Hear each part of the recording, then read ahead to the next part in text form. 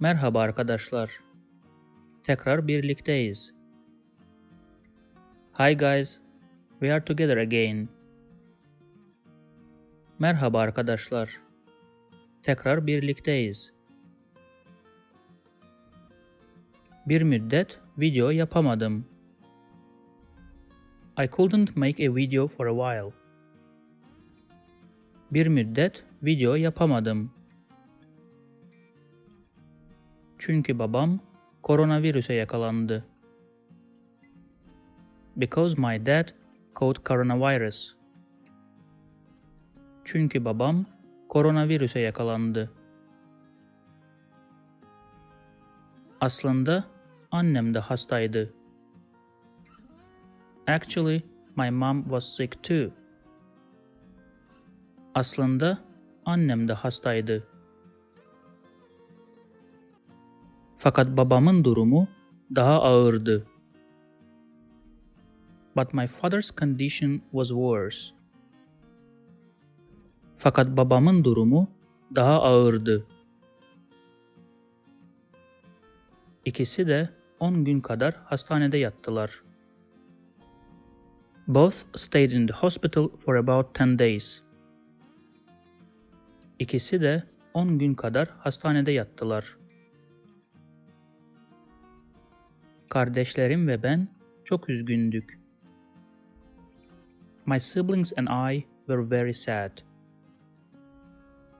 Kardeşlerim ve ben çok üzgündük.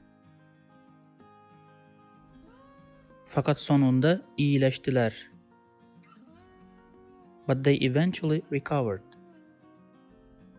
Fakat sonunda iyileştiler. 2 gün önce taburcu oldular. They were discharged 2 days ago. 2 gün önce taburcu oldular. Şimdi her şey yolunda. Everything is fine now.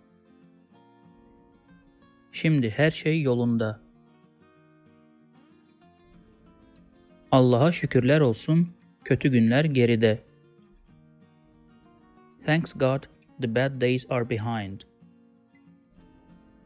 Allah'a şükürler olsun, kötü günler geride.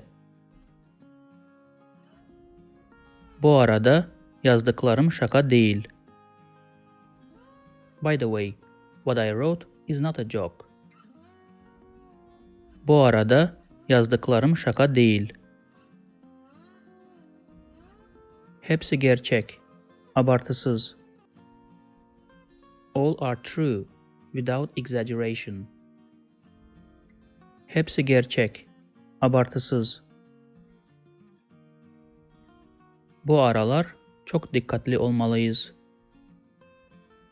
We should be very careful nowadays. Bu aralar çok dikkatli olmalıyız. Maske takmalı ve sosyal mesafe korumalıyız. We should wear a mask and keep social distance. Maske takmalı ve sosyal mesafe korumalıyız. Ve tabii ki hijyen kurallarına uymalıyız. And of course, we should conform to hygiene rules.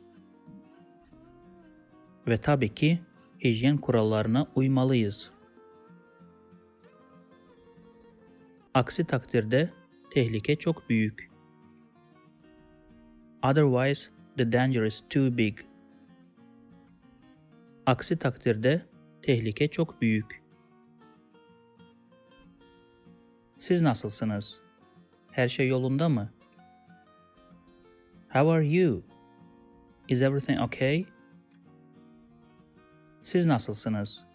Her şey yolunda mı? Umarım öyledir. I hope so. Umarım öyledir. Kendinize iyi bakın. Görüşürüz. Take care. See you. Kendinize iyi bakın. Görüşürüz. If you like this video, Please subscribe to my channel below for more videos on Turkish grammar, vocabulary and pronunciation. Also, if you think this video can benefit somebody else, please share it with them. Last, if you have any comment or request, please provide your feedback in the comment section below and I'll do my best to respond as soon as possible.